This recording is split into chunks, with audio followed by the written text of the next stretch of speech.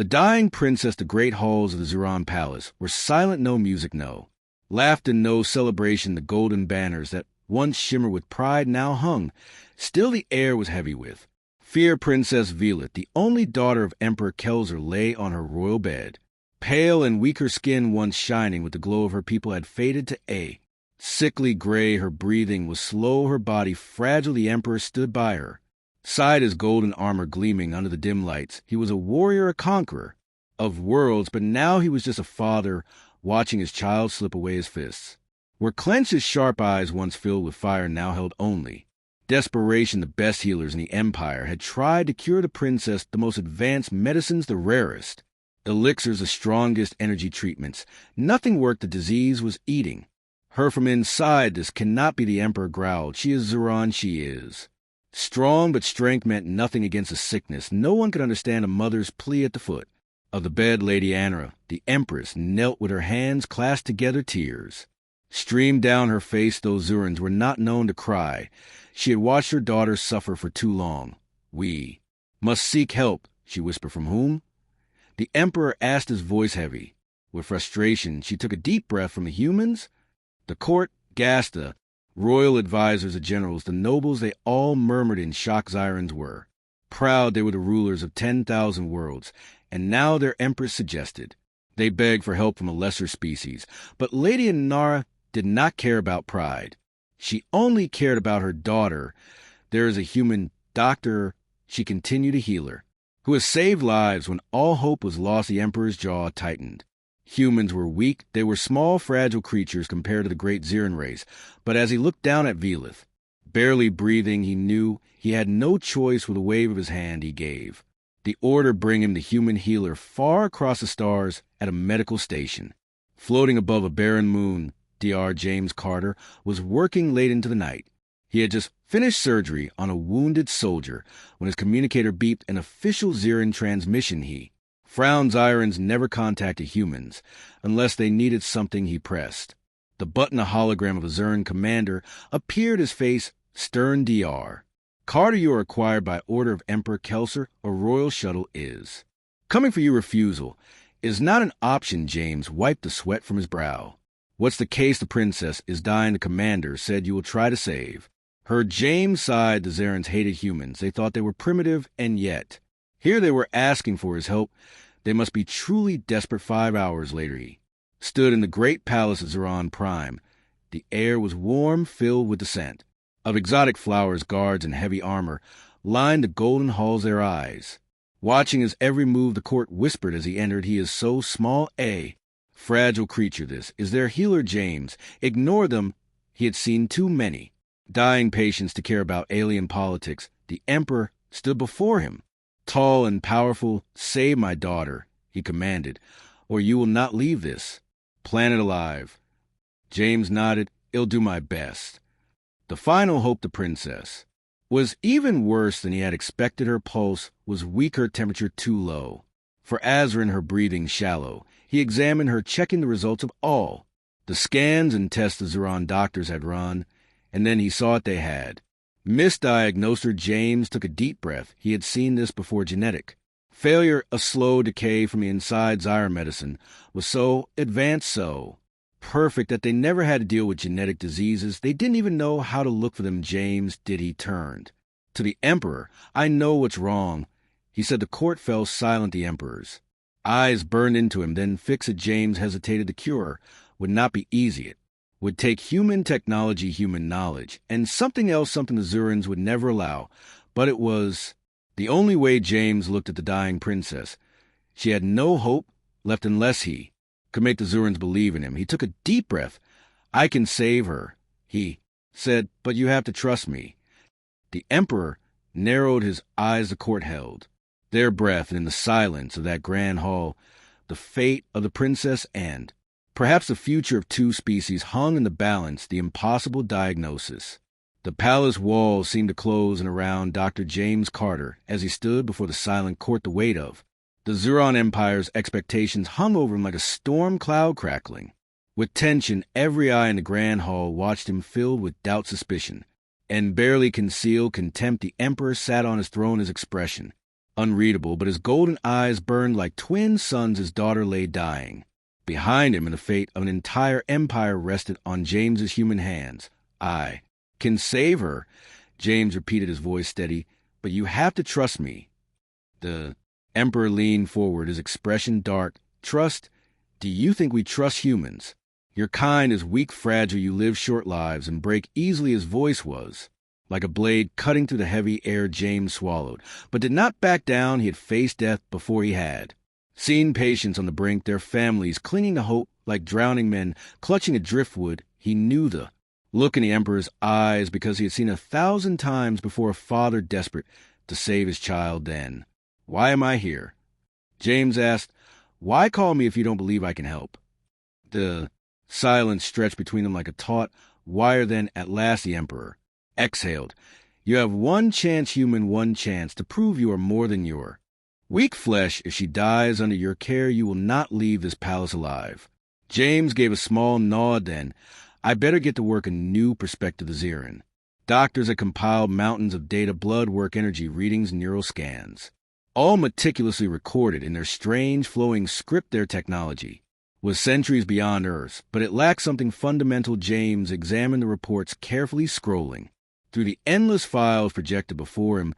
The data was perfect, pristine, and yet utterly useless. Zirin medicine had never faced a challenge like this before. Their species was genetically engineered for perfection. They had erased diseases, cured infections, and eliminated weaknesses from their bodies long ago, but nature was unpredictable. As James studied the scans, he began to see patterns, subtle irregularities that Zirin doctors had overlooked. They were trained to see perfection, not failure. And this was failure. Violeta's cells were breaking down at a microscopic level, her body rejecting itself as if it were an invader. It wasn't a virus, it wasn't a poison, it wasn't something external. It was genetic decay. The cure. No one wants. James turned back to the Emperor. I know what's happening to her, he said. The court stirred a ripple of movement and hushed. Voice as the Emperor's eyes narrowed. Explained. James pointed to the scans. Your species is too perfect. You've engineered yourselves to be immune to disease, to heal faster, to live longer. But over generations, your genes have become brittle. When a flaw appears, your bodies don't know how to fix it. The court gasped. The Emperor's hand tightened on the armrest of his throne. Are you saying my daughter's flawed? James shook his head. No, I'm saying her body doesn't know how to heal itself because it was never designed to. It was meant to be perfect. Silence. Then from the side of the room, a voice sneered. And what is a human?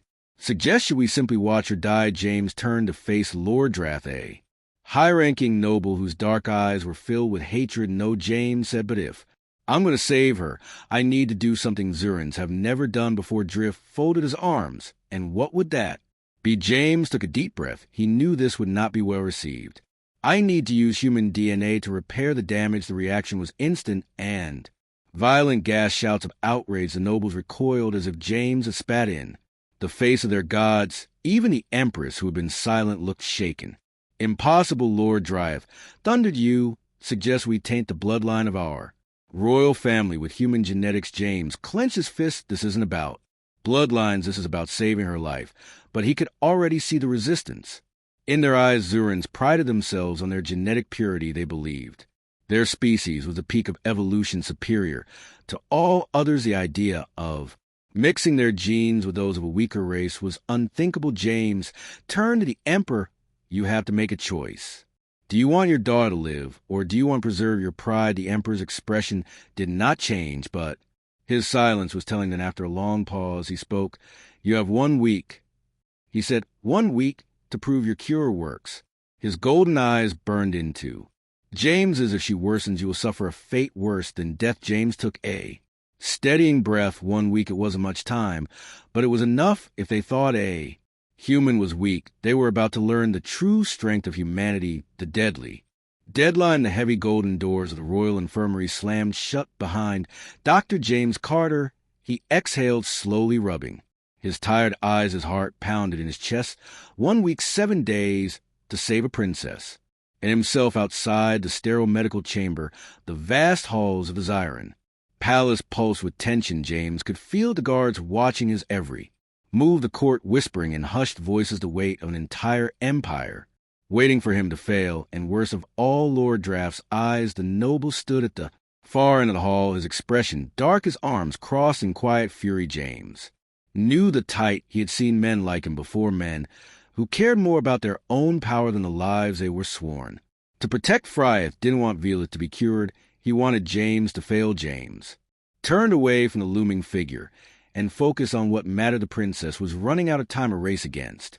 Time. Violeta's condition was worsening. James checked her vitals, weaker pulse, lower body temperature, fading neural activity. The Zuron doctors had already started whispering that she was slipping beyond recovery, but James refused to accept that. He sat beside her, carefully adjusting the human gene splicing serum. He had prepared. The treatment was dangerous, experimental, and completely untested on Zeran biology. It had to work. As he injected the first dose into her bloodstream, he watched the monitors carefully. The human DNA was designed to patch the genetic decay, using a bridge of modified enzymes to blend human and Zeran cell structures. The effects would take time, too much time. Come on, princess. James muttered, your people might have given up, but I haven't. The court grows restless. By the second day, the court was growing impatient. The nobles gathered in the emperor's private chamber, speaking in low, sharp voices. A human has done nothing but delay the inevitable. Lord Daft sneered. He is stalling. The emperor granted him a week. Lady Nara reminded them, her voice tight. We must give him time. Drift scoffed. Time is the one thing the princess does not have. He turned to the emperor. Why waste our faith on a human when we could be preparing for her succession? The emperor's golden eyes flickered dangerously. You speak of succession when my daughter still breathes. Trashef lowered his gaze, but did not back down. She will not last, my emperor, he said smoothly, and when she is gone, the throne will need a new heir.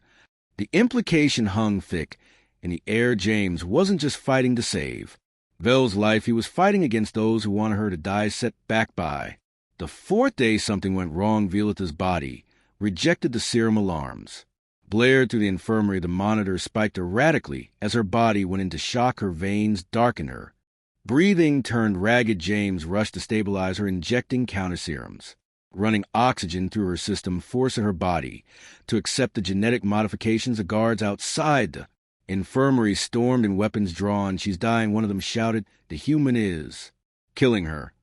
James ignored them, his hands steady. He would not fail with one last desperate adjustment. The enzyme stabilized the monitors, slowed Vel's body, stopped convulsing. James let out a long breath. She was still alive, but the reaction had cost him precious time. He had only 3 days left in attack. In the night, as James sat alone in the infirmary, reviewing the next phase of treatment, he sensed something. A shadow moved near the entrance. He turned.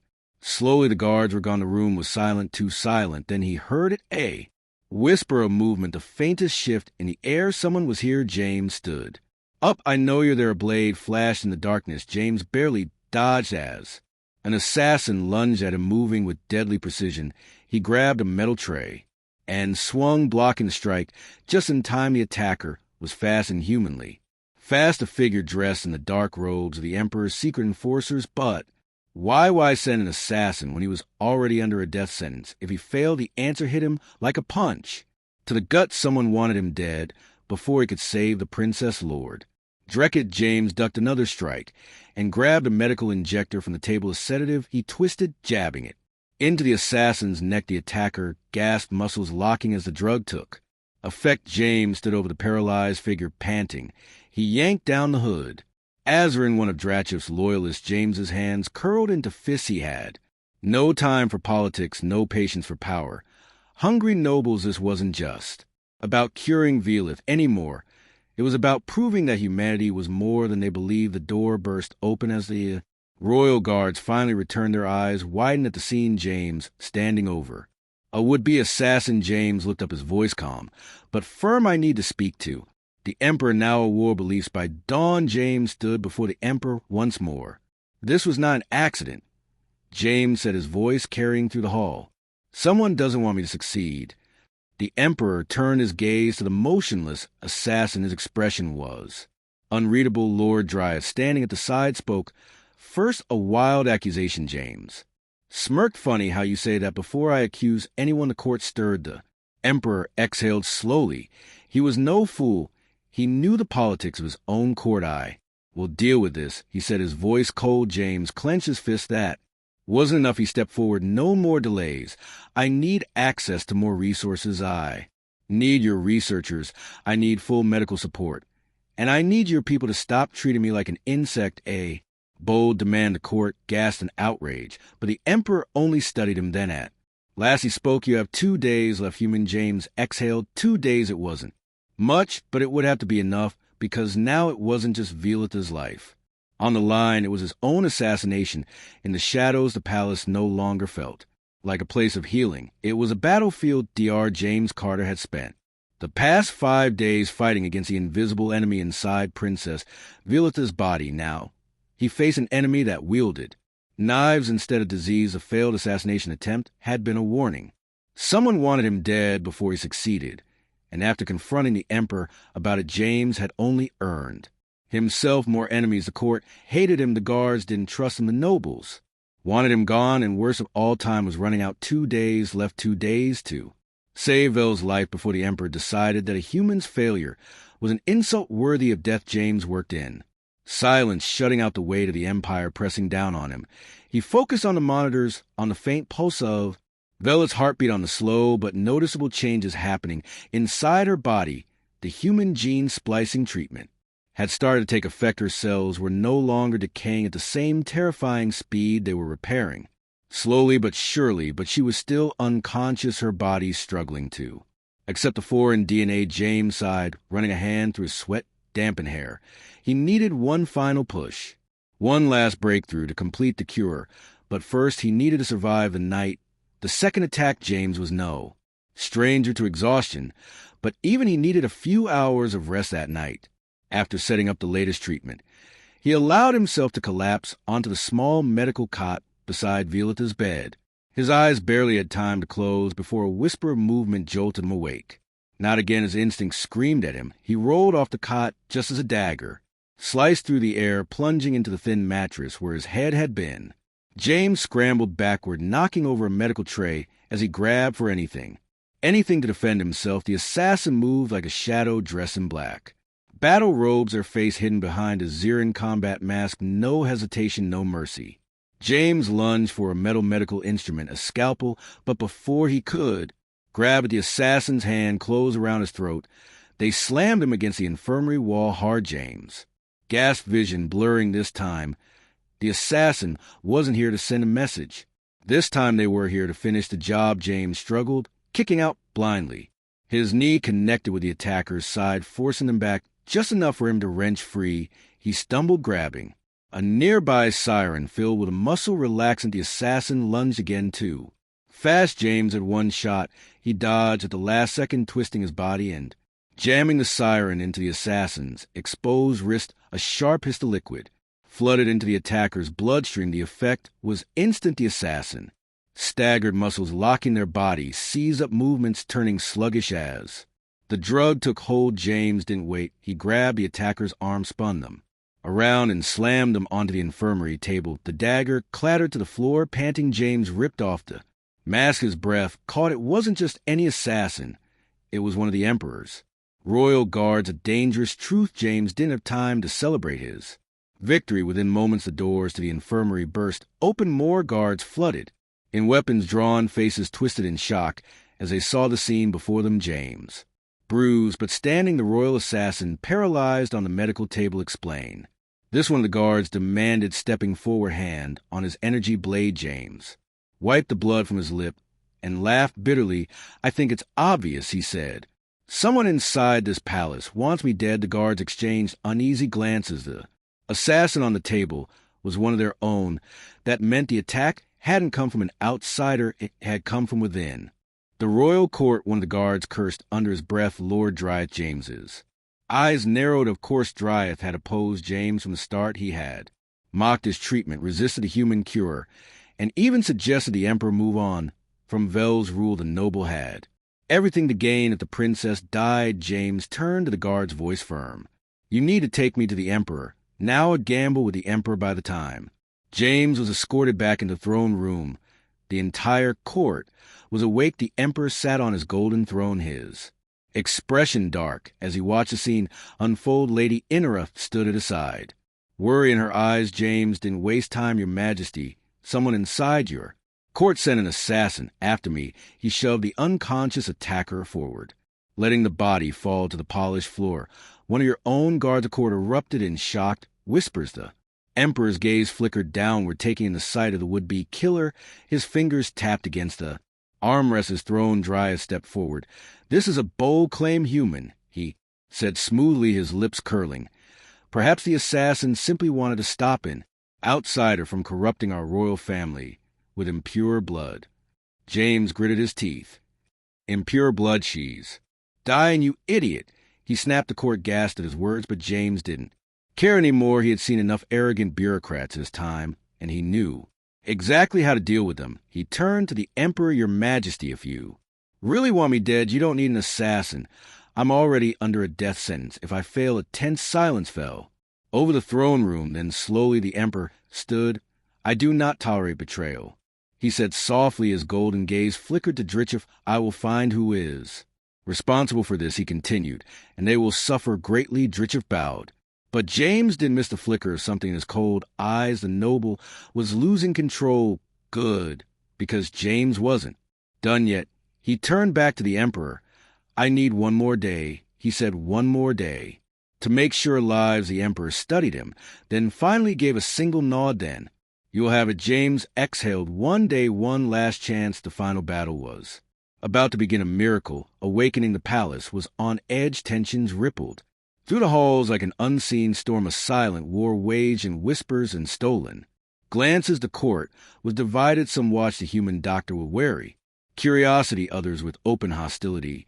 But one thing united them all. They expected him to fail. Dr. James Carter had left one day to save Princess Velith before the Zirans declared him a fraud, or worse, execute him for wasting their time. In the dim light of the royal infirmary, James stood over Velith's still form. Her breathing was weak but stable, her pulse faint but steady. The treatment was working, but it wasn't enough. She wasn't awake, and if she didn't wake soon, it wouldn't matter. If the cure worked, the emperor had made himself clear. She had to live, truly live, or James would die in her place. He wiped sweat from his brow, exhaustion weighing on him like lead. He had pushed his mind and body to their limits, surviving on nothing but adrenaline and the stubborn refusal to let a patient slip away. Now it all came down to this. He had one final desperate idea, a last-ditch effort.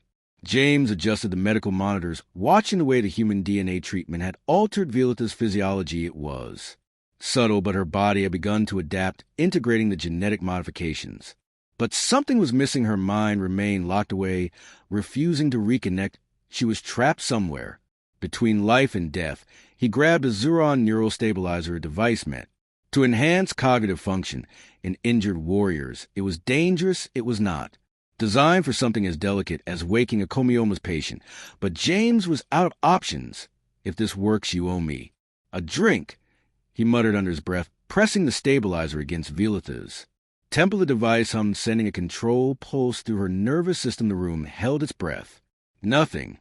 James cursed. He increased the voltage. The monitor spiked. Velith's fingers twitched and her eyes shot open. A sharp gasp escaped her lips, and her entire body arched as if being pulled from the depths of the void. James ripped off the stabilizer, heart pounding. Velith's golden eyes locked onto his wide and filled with confusion. Her chest heaved, her breath coming in short, unsteady bursts. For the first time in weeks she was awake, and the palace would never be the same. The court's reaction. The news spread to the palace like wildfire. By the time James stepped out of the infirmary, flanked by guards, the entire court had gathered in the grand hall. Nobles, generals, advisors, all whispering, all watching. And at the far end of the room, seated on his golden throne, was the emperor. His piercing gaze settled on James, unreadable, unwavering. The room fell silent as James approached. Finally, the emperor spoke. Is she alive? James squared his shoulders. See for yourself. The heavy doors swung open, and Princess Velith stepped into the hall. The collective gasp was deafening. She was weak, her steps uncertain, but she was alive. The glow of health had returned to her skin, her regal posture slowly rebuilding itself as she walked forward, guided by her mother's hand. Lady Inara's eyes were wet with emotion, but she held her head high. "She lives," she said softly. The Emperor stood slowly staring at his daughter as if seeing her for the first time for a long moment.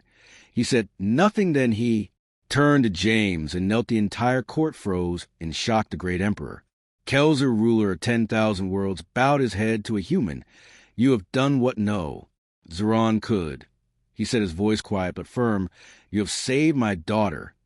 James blinked. He had expected anger, resistance, more demands. Not this. The Emperor stood again, his golden eyes blazing. "Dr. James Carter, for your service to the Empire, you may ask for any reward." James hesitated. Court held its breath. Lord Dricketh, standing at the edge of the crowd, tense. His plan had failed. His attempt to have James eliminated before he could succeed had crumbled before his very eyes. James could feel the weight of everyone's expectations pressing down on him, but he already knew what he wanted. Let humans and Zurans work together in medicine, he said.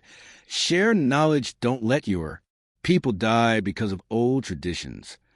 The court erupted into protest. "A human dares to dictate our ways," he asked. For too much. James turned to face them. "I just saved your future ruler. If you think my request is too much, maybe I should have just let her die." Silence. The Emperor studied him for a long, agonizing moment. Then he gave a small nod. "So be it." The fallout. The court was split. Some were furious at James's bold demand. Others, particularly the younger nobles, were intrigued by the idea of human collaboration. Lord Dryeth, however, was not done yet. That night, as James sat alone in his chambers reviewing the data on Vellet's recovery, he heard a sharp knock. A royal guard entered, looking grim. "You are being sent away."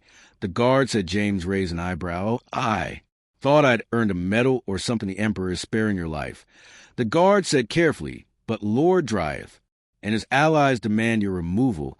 You are to leave Zyron space." James sighed. Of course, he had won the battle, but the war that was just beginning. As he packed his things, preparing for the long journey back to human space, a voice stopped him. Dr. Carter. He turned. Velith stood in the doorway, stronger than before, her golden eyes unwavering. "This is not the last time we will meet," she said softly. "I owe you my life." James smirked. "Just make sure it was worth saving." She gave a small, knowing smile, and then, as a human doctor walked away from the palace, he couldn't shake the feeling that this was only the beginning of something far, far greater. The humans fate the halls of the Ziran Imperial Palace had never felt colder. Dr. James Carter stood in the heart of the great throne room, surrounded by towering figures who had wanted him dead just days ago. The grand golden banners of the Empire hung from the walls, unmoving. As if even the palace itself was holding its breath, he should have felt victorious. He had done the impossible. He had saved Princess Veleth, defied Zeron medicine, and proved that human ingenuity could rival their so-called genetic perfection. And yet this moment felt more dangerous than any before, because in the eyes of the court he had committed two great sins. He had saved a life that some had wished lost, and worse, he had proven them wrong. The trial of the human. The Emperor stood tall on his throne, his golden eyes fixed on James with a gaze as sharp as a blade. To his right, Lady Anara sat with her daughter beside her. Veleth was still weak, but recovering faster than James had anticipated. Her once pale skin had regained its natural glow, and her golden eyes had lost the haze of near death. She was alive, she was healed, but would it be enough? On the left side of the throne, Lord Draketh stood among the nobles, his lips curled into a mask of barely concealed hatred. He had lost his battle to let Veleth die, but that didn't mean he was done fighting. The human has done what no Zeron could. The Emperor declared, his deep voice echoing through the chamber. He has saved my daughter. He has achieved what our greatest minds failed to do. There was a murmur through the court, some filled with admiration, others with resentment. But now the Emperor continued. "We must decide his fate." James let out a slow breath. "Here it comes." Draketh stepped forward, his long robe sweeping across the polished floor. "This human," he spat as if the word itself was poison, "has defied our traditions. He has mixed his inferior genetics with our royal bloodline. He has meddled in the affairs of the Empire, and he has dared to demand that we learn from his kind." A ripple of agreement ran through the court. Priath turned back to the Emperor. "He is dangerous if we allow him to live." He will encourage others. He will embolden humans to think they are equal to us. James rolled his eyes. I just saved. Your princess, and your first instinct is to whine about pride trieth his eyes. Flashed with rage, you insult us. He hissed. James crossed his arms. Only because you make it so easy. A few nobles gasped at his bluntness. Others muttered. In amusement, Vila, still seated beside her mother, covered her mouth with she. Hiding a smile, Fricka's fist clenched, but before he could speak, the emperor raised a hand. Silence fell instantly. I will not kill the man who saved my daughter. The emperor said. James let out a slow breath. That was one hurdle clear, but the emperor continued. He cannot remain here. James felt his stomach drop. I hereby declare Dr. James Carter banished from Zyron space. The emperor announced from this day forward, he will not set foot on a Zuron world. His name will not be spoken in our halls. His actions, while acknowledged, will not grant him a place among us. A murmur of approval spread to the court. To many, this was a fair compromise. They did not have to stain their hands with his death, but they could still erase him from their history. James clenched his jaw. It wasn't fair, but it was better than execution. Vila stood. Suddenly the motion drew all eyes to her. This is wrong, she said, her voice still weak, but filled with determination. You exile the man who saved me. The emperor turned to her. This is my final decision. Velith glared at Dracath, then back at her father. So pride is more important than survival. There was silence, and the emperor exhaled slowly. Pride built this empire. It will not be abandoned so easily. James met Velith's gaze. She looked ready to fight, but James gave her the smallest shake of his head. He had already won the real battle. He had saved her life. He had changed the way the court saw humans, even if they refused to admit it, and that was enough for now. James turned to the emperor, voice calm. Then I'll be on my way. The emperor nodded. You will be given safe passage out of Zuron space. Be grateful for that mercy. James simply smirked. Oh, I'm feeling really grateful right now. The last goodbye. Hours later, James stood near the Imperial docks, watching as his transport ship was prepared for departure. The sky above Zyron Prime burned in swirls of deep violet and gold, an endless sea of color stretching toward the stars. James sighed, adjusting his bag. He was ready to go, but then footsteps. He turned to see Velith approaching, flanked by two guards. You're really leaving? She said. Not much of a choice, is it? James replied. Velith frowned. It isn't right. James shrugged. Life isn't fair, but you're alive, and that's what matters. She hesitated, then stepped closer, lowering her voice. I don't accept this. James raised an eyebrow. This empire needs a change, she said. Dryeth and the others, they think this is over. They think they've erased you, but they're wrong. James chuckled. You planning a revolution? She smirked. I'm planning something. He shook his head with a small smile. Just don't do anything that'll get you killed. Velith held out a small data chip. This has everything we learned from your cure. Proof that Zyrons and humans can heal together. Keep it safe. James took it carefully. For a moment, they just looked at each other, two people from different worlds, bound by something the court would never understand. Then Velith gave a small nod. This isn't goodbye forever, she said. James smirked. No, I don't think it is. As he boarded his ship, the engines roaring to life, he knew one thing for certain. This was only the beginning, the unfinished story. The hum of the ship's engines filled the air as Dr. James Carter leaned back in his seat, watching the swirling lights of hyperspace flicker outside the viewport.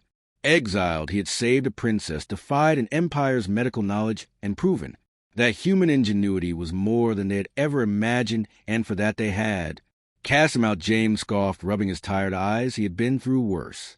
Maybe this was the universe's way of telling him to go back to a normal life, treating soldiers and station workers in deep space medical outposts. No alien empires, no arrogant nobles, no death threats, and yet something inside him refused to accept that this was the end of the story. A faint beeping sound pulled him from his thoughts. He glanced at the console. An incoming transmission, bouncing through layers of secure encryption. His brow furrowed. Who the hell would be contacting him out here? He pressed a button. A hologram flickered to life in front of him, and there she was, a call from the princess. Velith stood in the projected light, dressed in her full royal attire, her long violet robe flowing over the polished armor of her house, her golden eyes burning with purpose. Behind her, James could see something strange. Not the palace, not the grand halls of Zuron. Prime, but the command deck of a warship James' lips curled into a smirk eye. Thought I wasn't supposed to hear from you again. Vila tilted her head, slightly an amused glint in her eyes. Neither did they. James sat forward, eyeing the battle fleet visible through the projection behind her. I take it this isn't a social call. Her expression grew serious. James, the first need your help. He exhaled. He had expected something like this, but not so soon. All right, let's. Here Vel hesitated for just a second, then spoke. A war is coming. James frowned. A war, she nodded. Not the kind my father sees, not the kind the court speaks of. This is something different. James leaned back.